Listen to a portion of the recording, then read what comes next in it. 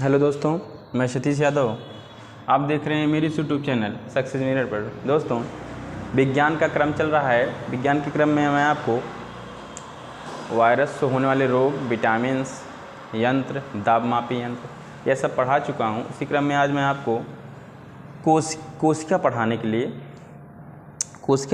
लिए आज एक चैप्टर लाया हूँ जो पेपर के लिए बहुत ही इम्पोर्टेंट है। आज देखेंगे यह कोशिका किस किस चैप्टर में कैसा कैसा क्वेश्चन बनता है, कैसे आता है।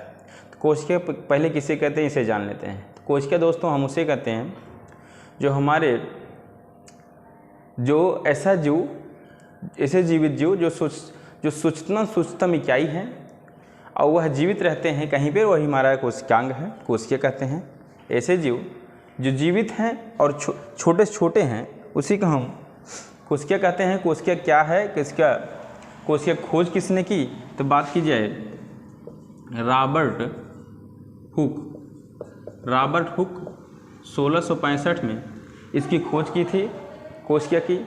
लेकिन बात की जाए दोस्तों, यह एक मृत कोशिका खोज की थी। किस मृत कोशिका की खोज किए थे। और बात की जाए जीवित कोशिका खोज किसने की, ल्यूमेनहॉक, नाम सुने होंगे आप। ल्यूमेनहॉक यह 1674 में जीवित कोशिका खोज की।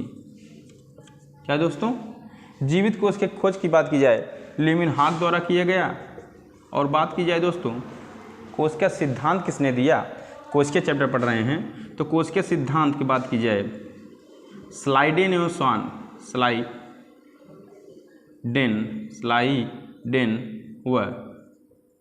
स्वान, यह 1838-39 में कोशिका सिद्धांत की बात किए हैं। किसका, कोशिका सिद्धांत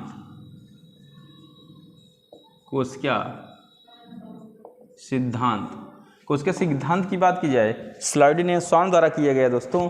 और रॉबर्ट हुक हमारे जीवित कोशिका खोज किए थे और ल्यूमेनहॉक जीवित कोशिका खोज किए थे। अब कोशिका के बारे में जान लिए हैं, इससे क्वेश्चन बन सकता है दोस्तों, खोज किसने किया, जीवित खोज किसने किया, मृत खोज किसने किया, कोशिका सिद्धांत किसने दिया। अब पूछा जाए दोस्तों कोशिका कितने प्रकार की होती हैं, तो कोशिका हमारी दो प्रकार की होती हैं। एक हमारी यूकैरियोटिक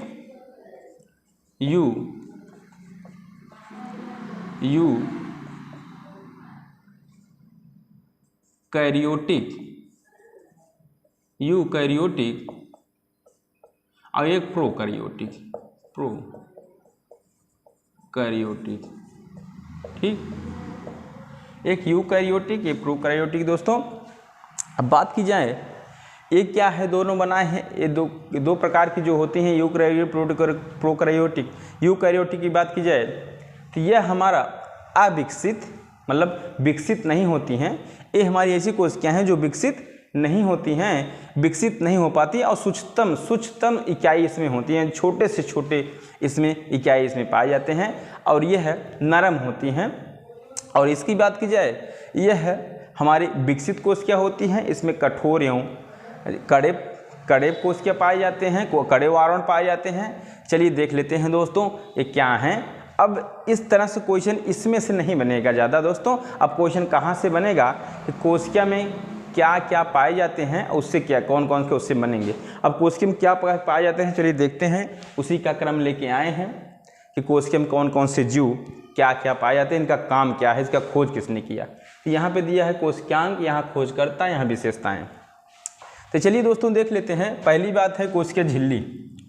कोशिका झिल्ली की बात की जाए तो कोशिका झिल्ली इसका यह एक बाहरी आवरण है, अर्धपारगम झिल्ली है और लिपिड और प्रोटीन से बने होते हैं। कैसे यह बाहरी आवरण है, मतलब कोशिका झिल्ली की बात की जाए, ये दिख रहे हैं ना, ये बाहरी आवरण, यही कोशिका झिल्ली है, ये कोशिका झिल्ली है। और अर्धपारगम में है, अर्धपारगम मतलब इसमें से कुछ आ भी जा सकते हैं, जा भी सकते हैं, यह अर्धपारगम इसे कहते हैं। यह किससे बना होता है दोस्तों, तो यह प्रोटीन और लिपिड से बना होता है। यह बाहरी आवरण है, यही ये वाला आवरण, ये वाला आवरण देख रहे हैं ना, बाहरी आवरण है, अर्धपारगम है। और यह कोशिका झिल्ली जंतुओं में पाई जाती है दोस्तों, किसमें, जंतु में पाई जाती है। ठीक, क्योंकि इसमें बाहरी आ जा रहे हैं, ठीक, जंतु में पाई जाती हैं। अब बात की जाए दोस्तों अगले की, कोशिकीय भित्ति। कोशिकीय भित्ति की बात की जाए दोस्तों, यह सेलुलोज की बनी होती है, यह सेलुलोज की बनी होती है, प्रोटीन और लिपिड से बनी थी दोस्तों। ओ बाहरी आवरण कोशिकीय झिल्ली, यह सेलुलोज की बनी होती है और यह दोस्तों मोटे एवं कड़े आवरण वाला होता है, मोटे एवं कड़े आवरण वाला, और यह नरम था दोस्तों, इसलिए ध्यान दीजिएगा। कोशिकीय भित्ति सेलुलोज की बनी होती है, मोटे कड़े आवरण वाला, और यह पादपों में पाई जाती है। पादप मतलब पौधों में, पादप मतलब पौधों में। ये देखिए दोस्तों, ये वाला ये कड़ा है, इसके अंदर कोई आ नहीं जा सकता, ना न जा सकता है ना आ सकता है, इसलिए एक मोटे और कड़े होते हैं। यह पौधों में पाए जाते हैं, पौधे मतलब पेड़ हैं दोस्तों, पेड़ को आप दबाएंगे तो कड़ा होगा, लेकिन यह जंतुओं में पाए जाते हैं, जंतुओं को मनुष्य के शरीर को दबाएंगे तो दबेगा। यह कोशिकीय झिल्ली जो जंतुओं में पाया जाता है या उसकी दबाएंगे दबेगा, लेकिन जो पादप पाया जाता है यह कोशिकीय भित्ति होती है। उसी क्रम में बात की जाए दोस्तों, उसी क्रम में बात की जाए तो देखते हैं कोशिकीय द्रव्य। कोशिकीय द्रव्य की खोज किसने की? यह डुजार्डिन, नाम सुने होंगे दोस्तों, यह डुजार्डिन द्वारा खोज किया गया। इसके नामकरण पुरकुंजे ने इसका नाम दिया। और दोस्तों यह कोशिकीय द्रव्य और इसमें केंद्रक, कोशिकीय द्रव्य क्या है, इसमें कोशिकीय द्रव्य और कोशिकीय केंद्रक पाए जाते हैं। बात की जाए दोस्तों कोशिकीय द्रव्य कोशिकीय केंद्रक क्या है, जो यह झिल्ली देख रहे हैं बाहरी आवरण अर्धपारगम झिल्ली से लगाकर केंद्रक तक, अर्धपारगम झिल्ली से लगा के केंद्रक तक जो जल मिलेंगे वह हमारे कोशिकीय द्रव्य हैं, और ये हमारा केंद्रक है। देखिए केंद्रक है, इसमें नहीं पाया जाता, यूकैरियोटिक में केंद्रक नहीं पाया जाता, प्रोकैरियोटिक में पाया जाता है, ये बना दिए हैं, इसमें नहीं पाया जाता। इसके अंदर जो जल पाया जाता है उसे केंद्रक द्रव्य कहते हैं दोस्तों। इसमें 80% जल होता है, ऑक्सीजन भी होता है, ठीक, इसमें 80% जल होता है दोस्तों, ठीक। तो यह झिल्ली से केंद्र तक को कोशिकीय द्रव्य जल और केंद्रक के अंदर जो जल पाए जाते हैं उसे केंद्रक द्रव्य कहते हैं। उसी क्रम में बात की जाए माइटोकॉन्ड्रिया।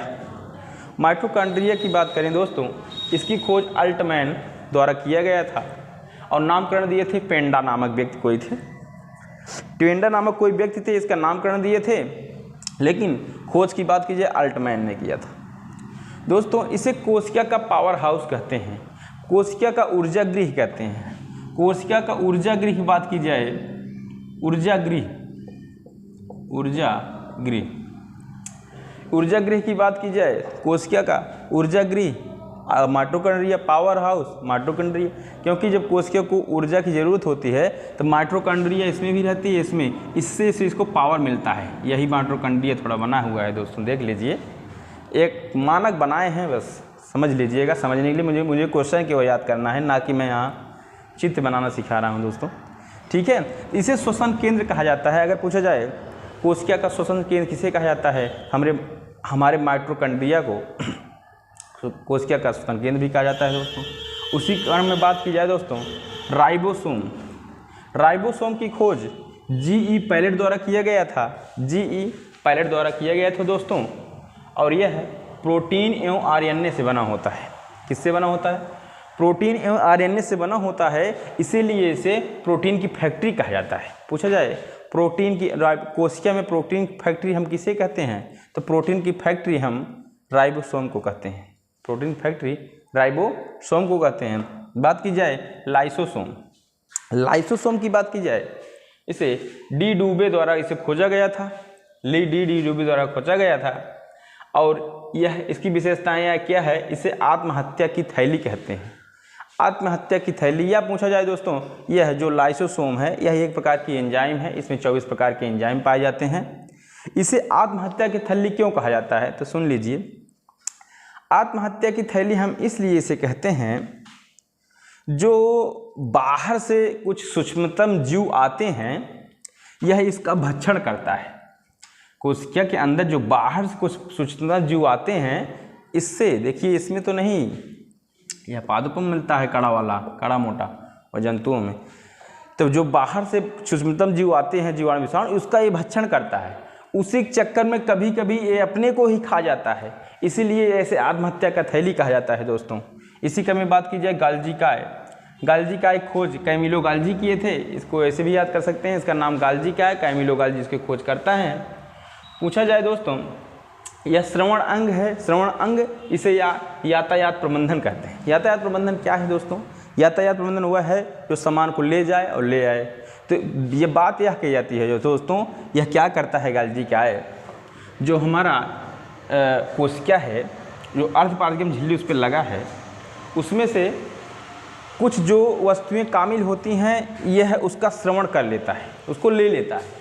उसके बाद जो काम नहीं है दोस्तों वह उसका श्रवण नहीं करता है। श्रवण नहीं करने का मतलब यह है दोस्तों कि वह उसको नहीं यूज करता। तो यह जो काम होता है उसको ले लेता है, जो नहीं काम रहता है बाहर छोड़ देता है, इसलिए इसे यातायात का प्रबंधन कहते हैं। इसलिए इसे यातायात का प्रबंधन कहते हैं। इसी क्रम में बात की जाए लवक। लवक के खोजकर्ता के बारे में नहीं बताया गया दोस्तों, नहीं है हम, लेकिन जान लेते हैं लवक की विशेषताएं। इसमें वर्णी लवक है, अवर्णी लवक है, हरित लवक है। अब वर्णी लवक क्या है दोस्तों? देखिए दोस्तों, वर्णी लवक हम उसे कहते हैं, और दोस्तों यहाँ पादपों मिलेगा पौधों में। वर्णी लवक हम उसे कहते हैं जैसे हम सब्जी हो गया, फल हो गया, उसमें जो हमारे रंग रहते हैं, सब्जी फल जो हमारे रंग हैं, रंग की बात की जाए जैसे सब्जी फल में जैसे टमाटर हो गया, गाजर हो गया या मूली हो गई, इसकी अगर रंग की बात की जाए वर्णी लवक के द्वारा उसका रंग विशेषताएं मिलती हैं। लाइकोपिन जैसे कहा जाता है किस कारण होता है, तो यह वर्णी लवक के कारण होता है दोस्तों। अवर्णी लवक का है, अवर्णी लवक हम उसे कहते हैं दोस्तों जहाँ पे सूर्य का प्रकाश ना पहुँच पाए उसे हम अवर्णी लवक कहते हैं। जैसे पौधे की जड़ें में अवर्णी लवक होते हैं क्योंकि वो सफ़ेद ही रहते हैं, क्योंकि वहाँ सूर्य की प्रकाश हमारे पास नहीं पहुँच पा जाती, यही है अवर्णी लवक। अब हरित लवक क्या है? हरित लवक हम जानते हैं इसे क्लोरोप्लास्ट भी कहा जाता है, और इसी की वजह से हमारे पौधे की पत्तियां हरी होती हैं।